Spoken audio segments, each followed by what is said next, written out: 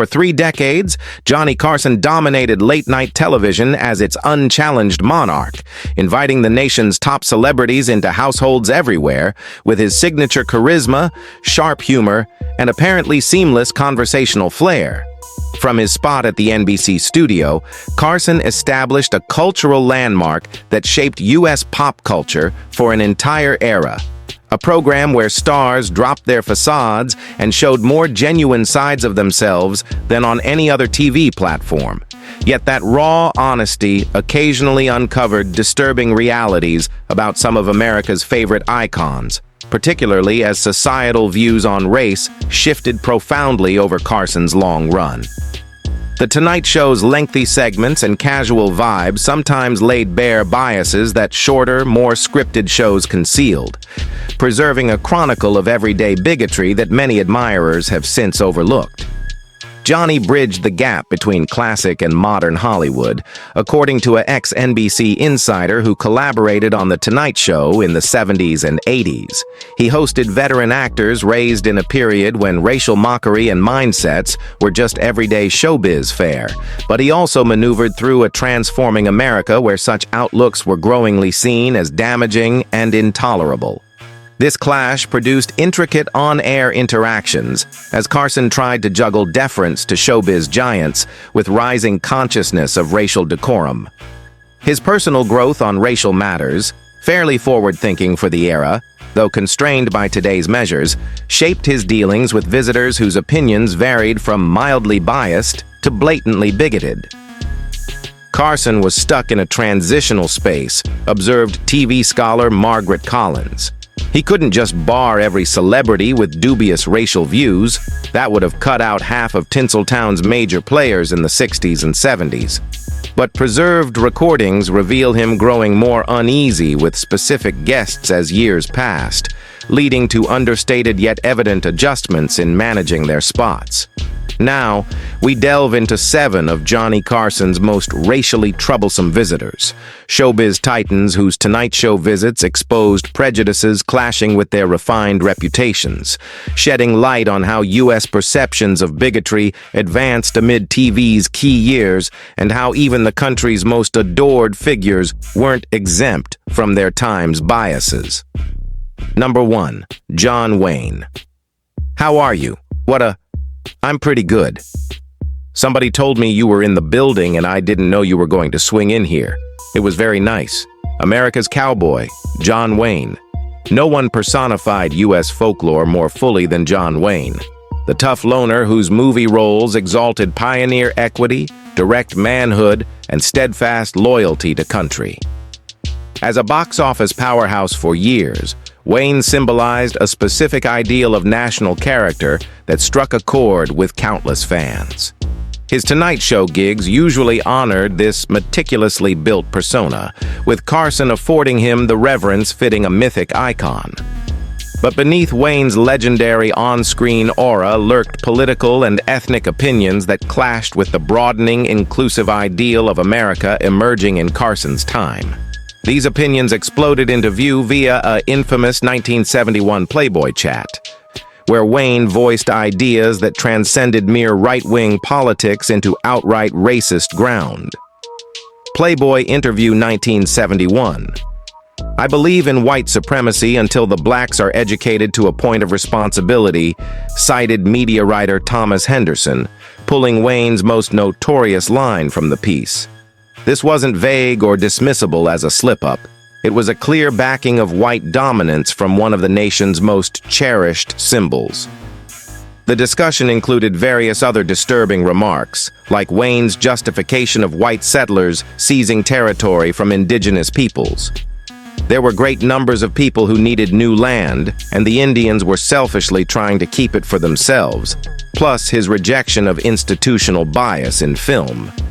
These words exposed beliefs that starkly opposed Wayne's image as the essence of U.S. integrity and fairness. Carson chatted with him repeatedly, Henderson added. Wayne guested often before and after the Playboy story hit. The key issue isn't merely Wayne's convictions, but how Carson managed questioning someone whose bigoted opinions were now public knowledge. Taped episodes of Wayne's Tonight Show slots show faint but clear changes in Carson's manner post-Playboy. Though always polite professionally, Carson's posture and involvement altered in manners hinting at greater separation from his visitor. The relaxed rapport of prior talks shifted to a stiffer, somewhat chillier exchange, apparent to keen watchers, but never escalating to open clash. While Wayne avoided overt bigotry on camera, Carson knew the quote, and their final interviews felt noticeably frostier, remarked TV expert Margaret Collins. Carson never grilled Wayne on his opinions outright. That wasn't his method, especially with senior stars he admired. But a clear drop in their exchange's warmth is evident.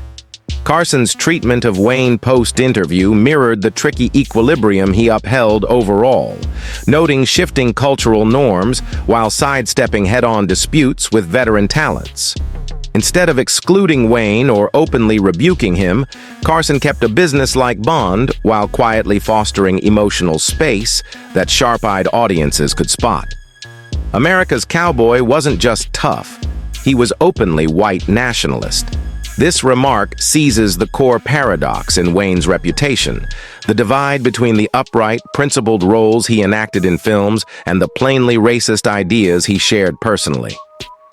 Carson's changing stance toward Wayne echoes his slow grasp of this paradox and his mounting discomfort as the presenter who ushered Wayne into U.S. homes. Wayne's Tonight Show visits pose a specific hurdle in evaluating past bigotry, reconciling vast cultural sway and true creative input with clearly voiced racist convictions that hurt the groups they aimed at. Carson never wholly settled this conflict, upholding formal admiration for Wayne's status while forging subtle gaps that recognized his views' issues without tackling them live. Number 2. BobHope. Of material you did, were you told beforehand? No, they didn't have any problem with the material. Now, the comedy legend, BobHope. BobHope epitomized mainstream U.S. humor when he visited Johnny Carson's Tonight Show. A living tie to music halls, pioneer broadcasting, and the USO gigs that endeared him to several American cohorts. His nationalistic bona fides, endless shows for U.S. soldiers, and avuncular image had secured him a cherished role in U.S. showbiz, one that mostly shielded him from backlash over the bigoted elements marking much of his initial work. Long history of doing racist jokes, blackface comedy, and Chinese accents during early years, pointed out showbiz scholar Robert Thompson. Hope rose in a time when these humor styles were routine in U.S. entertainment. And like numerous peers, he constructed segments of his early success on bigoted exaggerations and cliches that modern norms would deem utterly wrong. Unlike certain artists who admitted their old content's flaws as cultural mindsets changed, Hope held a strikingly defiant position on shifting racial decorum in laughs. When pressed on his past use of bigoted cliches, he usually brushed off worries instead of owning their damaging effects. Refused to apologize for past routines, defended them as of the time, Thompson went on. This attitude mirrored a widespread view among comics of Hope's age, the notion that new norms equaled needless political propriety rather than valid worries about bigotry's harm.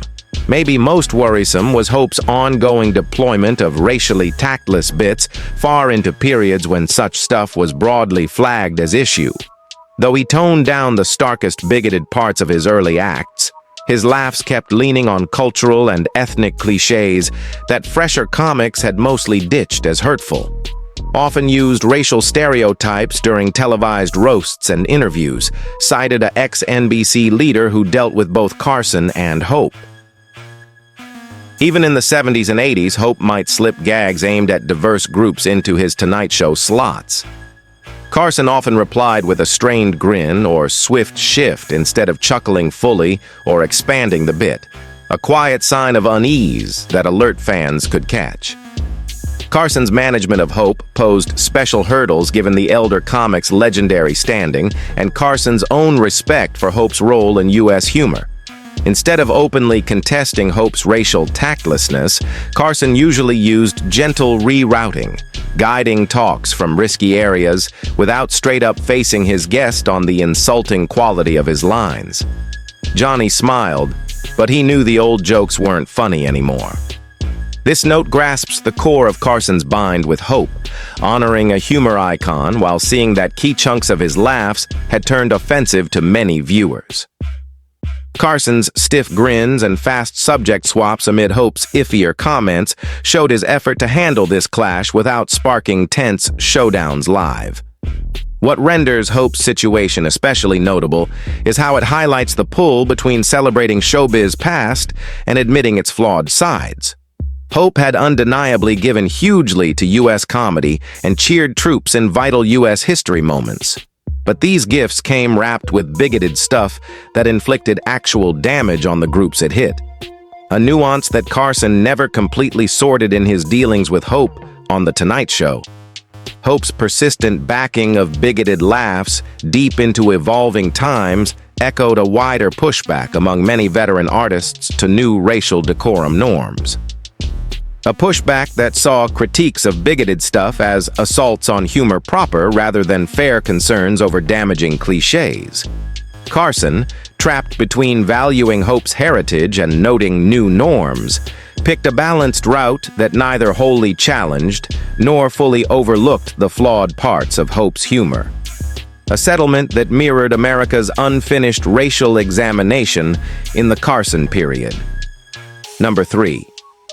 Charlton Heston is probably one of the most prominent actors in the entire world today. Would you welcome, please, Mr. Charlton H. The Hollywood conservative Charlton H. Charlton H. held a distinct spot in U.S. society during his Johnny Carson Tonight Show visits. A film star whose work covered grand religious tales like The Ten Commandments and Ben-Hur to sci-fi staples like Planet of the Apes and Soylent Green. His authoritative demeanor and unique tone had rendered him one of movies' most identifiable presences. While his growingly vocal right-wing politics distinguished him in a field ruled by left-leaning views, these politics gained more disputed edges later, especially on race.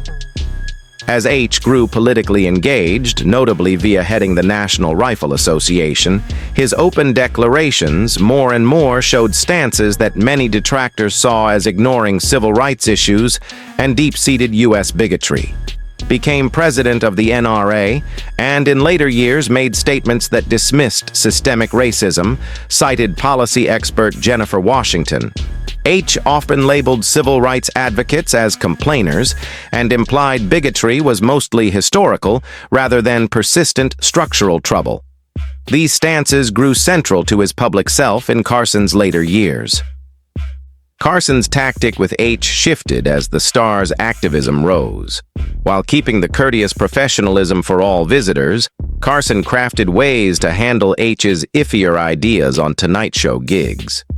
Carson avoided pushing him too hard, but privately told writers to lighten up segments with H, shared a ex-Tonight Show scribe from the 80s.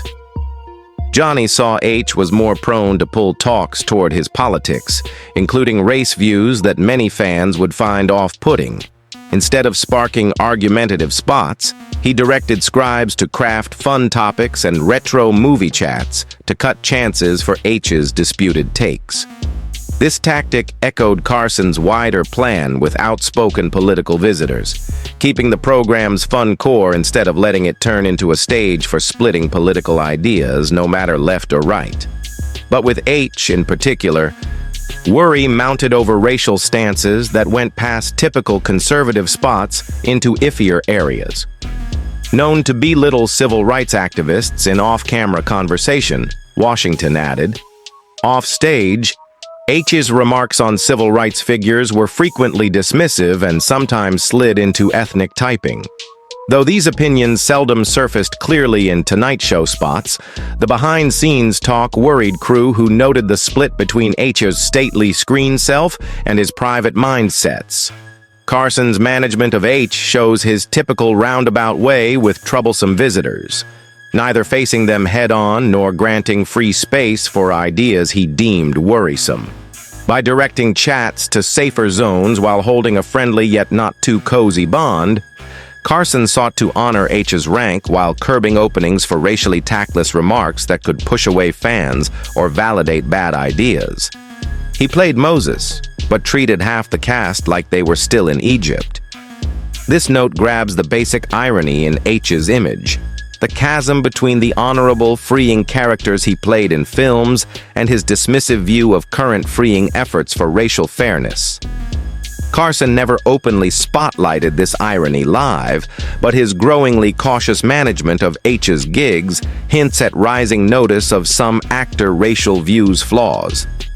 H's situation sheds light on the hurdle Carson met with visitors whose racial mindsets were tied into wider political spots rather than shown via clear insults or stark bigoted words.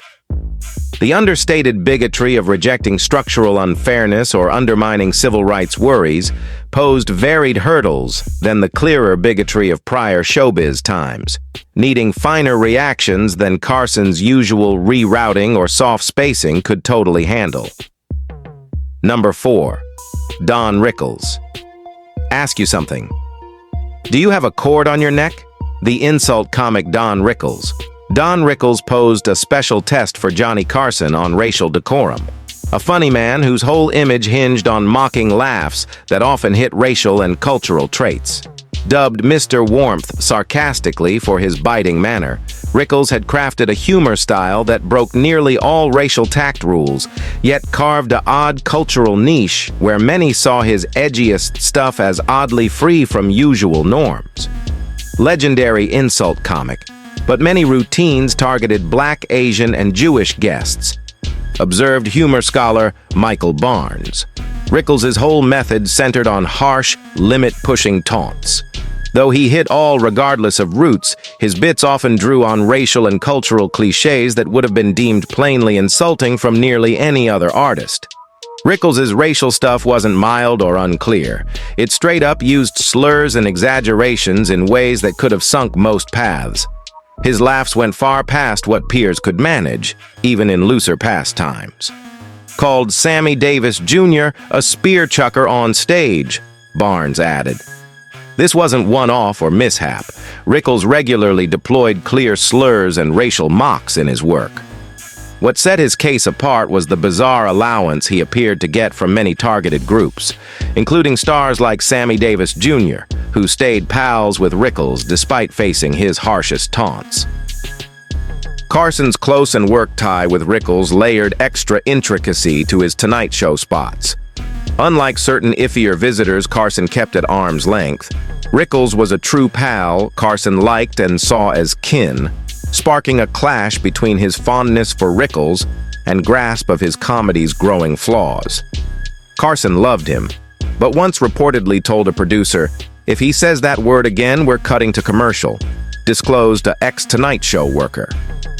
This showed the conflicting spot Carson was in, valuing Rickles' boldness and fast smarts, while knowing parts of his humor were unfit for TV as norms shifted.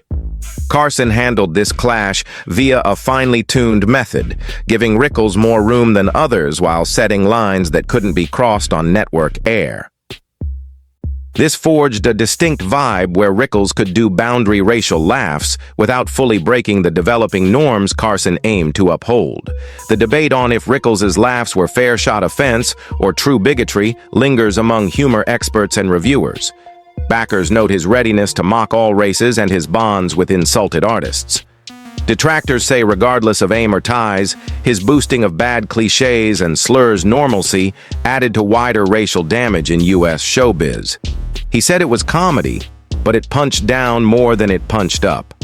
This note seizes a key critique of Rickles' style, that though hitting all, his humor often leaned on cliches upholding social ranks over testing them. While mocking mighty white folks for personal traits, he usually mocked minorities for their race or culture, a gap that grew key as U.S. bigotry grasp advanced.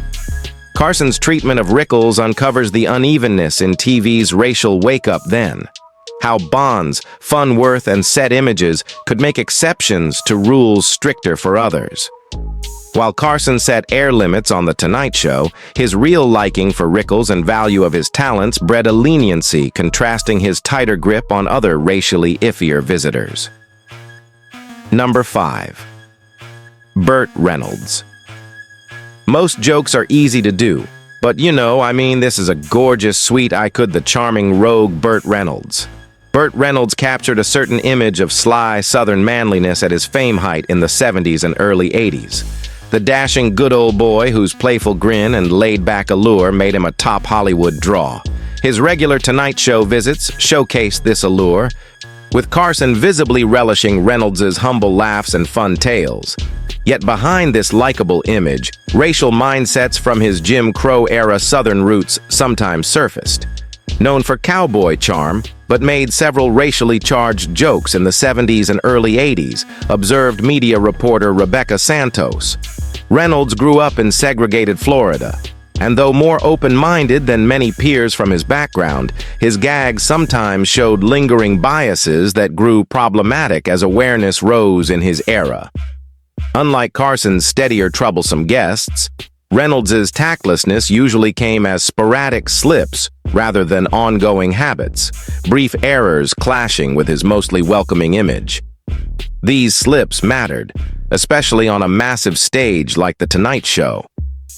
One segment about Native Americans drew hundreds of complaints, Santos noted. In a 1978 spot, Reynolds quipped about Native Americans using stereotypes and belittling their issues. The bit sparked rare male backlash when feedback meant letters, not posts. Carson's reaction to this event showed his rising grasp of racial norms. Rather than ignoring the fuss, he acted specifically to fix it, shielding Reynolds from blame while noting the content's flaw. Carson pulled the footage from reruns for years, cited a ex-NBC boss aware of it. This was big then, as repeats were key to NBC. By yanking the bit from reruns, Carson quietly admitted it was wrong without slamming Reynolds or stoking more drama. This matched Carson's racial handling, fixing via quiet choices and relation tweaks over loud clashes or statements. It let him adapt to norms without alienating fans or harming guest ties. Reynolds' case stands out as his tactless slips seemed apart from his warm, inclusive vibe. Unlike artists with core bigotry in their work or words, Reynolds' issues looked like overlooked spots in a progressive view, holdovers from upbringing that popped up despite better beliefs. He was a heartthrob until he opened his mouth. This highlights the stark mismatch sometimes between Reynolds' appealing look and his occasional offensive ad-libs. His charm and real warmth made his racial slips extra letdown for fans seeing him as updated Southern manhood. Carson's approach to Reynolds shows how he dealt with flawed content from liked guests, handling incidents via program choices while keeping the bond. This calm fix echoed Carson's wider norm adaptation, noting shifts without clashes that could split viewers or break the fun vibe he guarded. Number 6. Red Skelton. Later on, I was in Washington, D.C., and Jad Garuver says, "Well, how are you, Bernard?"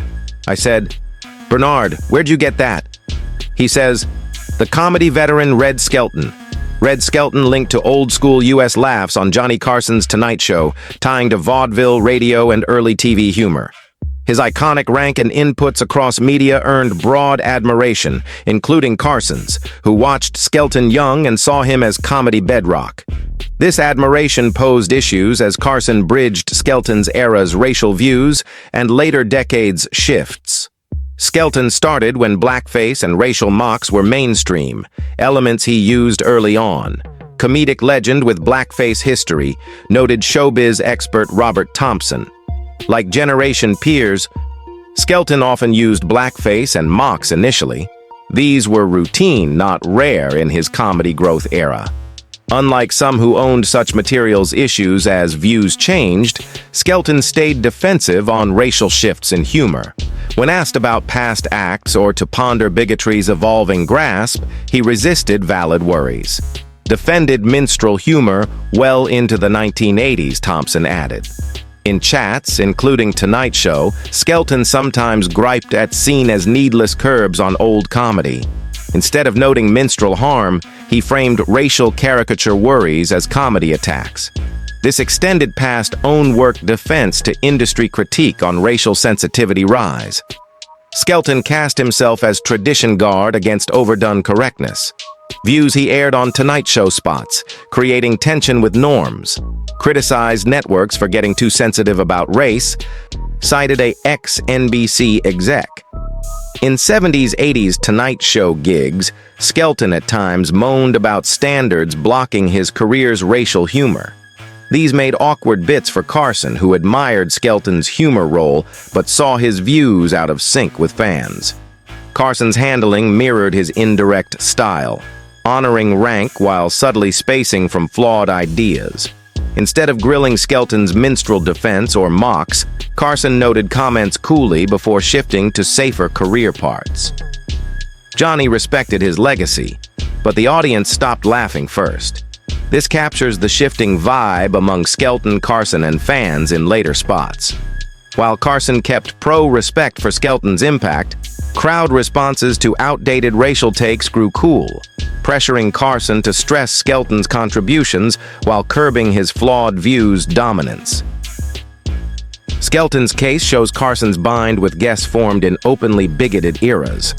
Unlike younger artists shaped by awareness, Skelton tied to traditions laced with mocks and stereotypes. Carson's respect for history while noting issues made unresolved clashes in treating Skelton and like icons. Johnny respected his legacy, but the audience stopped laughing first. This also spots a key in TV's racial content shift. Crowd reactions often pushed change over exec or host picks. As viewers disliked stereotyping and blackface defenses, live discomfort pressured even legends, though Skelton-like saw it as correctness, not harm worry. Number 7. Buddy Hackett. I had 6 pars in a row, and we come to the 7th hole was a water hazard, and I made a bogey one over. The unapologetic throwback? Buddy Hackett. Buddy Hackett was a unique test among Johnny Carson's steady guests, a comic anchored in prior U.S. showbiz despite surrounding shifts. Famed for his flexible face, odd voice, and edgy bits, Hackett built success via clubs, films, and TV. Across these, racial laughs stayed key in his style. Frequently told racist jokes on and off air, observed humor expert Michael Barnes. Unlike adapters moderating as norms shifted, Hackett kept his approach, including stereotypes, accents, and minority target gags on Tonight Show. This sparked growing awkwardness as U.S. racial grasp grew in Carson's run. Hackett stood out for his bold, defiant racial material hold.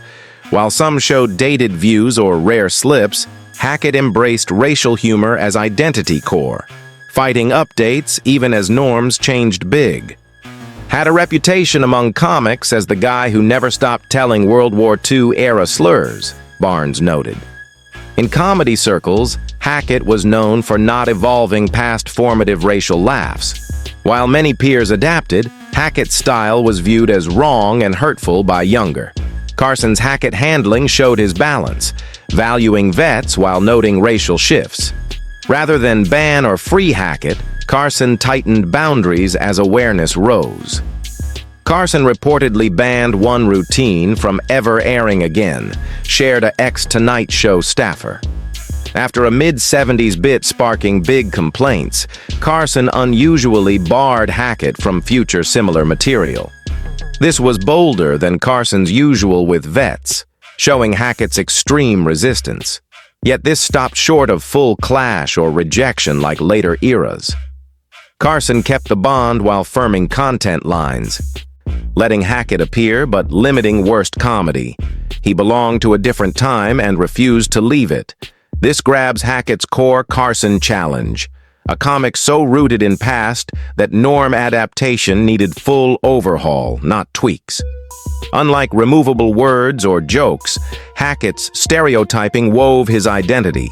Carson's Hackett approach lights his wider history respect versus flaw note strategy. Rather than reject racist inclusive work or unlimited harmful air, Carson linked comedy past while setting rising boundaries on racism impact grasp. He belonged to a different time and refused to leave it. This also spots wider culture bind on bigoted era traditions. Hackett's firm No Adapt echoed industry reluctance to see racism's deep comedy shape. A reluctance Carson didn't fully fix, despite progressive racial instincts. Johnny Carson's handling of racially problematic guests throughout his 30-year tenure reveals not just individual instances of prejudice, but the broader evolution of American entertainment's approach to race during a pivotal period in the nation's history. From the early 1960s through the early 1990s, Carson navigated the tension between respecting established entertainment traditions and acknowledging their problematic foundations, creating a historical record of how one of television's most influential figures attempted to balance competing pressures during decades of rapid social change.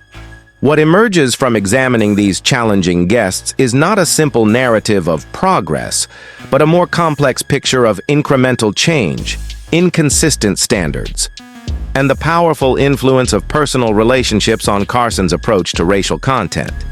While clearly more progressive than many of his contemporaries, Carson never fully resolved the contradiction between his respect for entertainment legends and his recognition of the harmful racial content many of them produced or defended. His characteristic indirect approach, subtle distancing, topic redirection, programming decisions, and occasional behind boundaries reflected both the limitations of his era and his deliberate choice to maintain The Tonight Show's entertainment focus, rather than positioning it as a platform for direct confrontation of social issues. This approach allowed him to acknowledge changing standards without alienating viewers or creating the kind of controversy that might have undermined his broad appeal across diverse American audiences. Perhaps most revealing is how Carson's handling of these guests evolved throughout his tenure, from the relatively uncritical acceptance typical of early 1960s television to the increasingly careful management evident in later decades. This evolution mirrored broader societal changes in racial awareness, while maintaining Carson's characteristic restraint and preference for indirect rather than confrontational approaches to difficult subjects. As we look back on these challenging aspects of The Tonight Show's history, we gain valuable insight into how American entertainment gradually and often incompletely began addressing its racist foundations during television's formative decades. Carson's navigation of these complex waters, with all its compromises and inconsistencies, offers important historical context for understanding both how far American media has come in addressing racism and how much work remained unfinished when Carson signed off for the final time in 1992. The Tonight Show, under Johnny Carson, neither fully confronted nor completely ignored the racist elements of American entertainment. It occupied the ambiguous middle ground that characterized much of mainstream television during this transitional period, reflecting the incomplete and sometimes contradictory nature of America's racial reckoning in the latter half of the 20th century. If you enjoyed this video, don't forget to hit like, subscribe, and press the bell icon. Thanks for watching.